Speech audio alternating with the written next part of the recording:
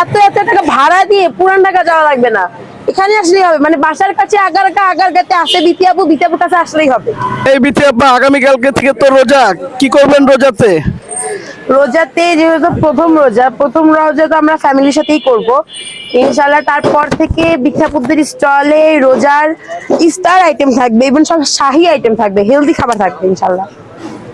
যেরকম শাহী আইটেম আমি বলি, বলতে?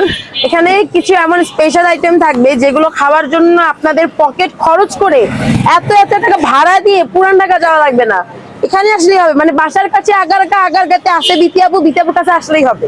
কারণ বিতিয়াপু আপনাদের জন্য ইফতারের ব্যবস্থা করে দিবে ইনশাল্লাহ রোজাতে, যেগুলোর জন্য আপনাদের অনেকক্ষণ জ্যামে বসে থেকে সারাদিন রোজা রেখে কষ্ট করে পুরান ঢাকা যাওয়া লাগবে না, আগারগাতেও পাবেন ইনশাল্লাহ। কয়টার সময় পাওয়া যাবে? ইফতারের অ্যাটলিস্ট আধা ঘন্টা আগে পাবেনই।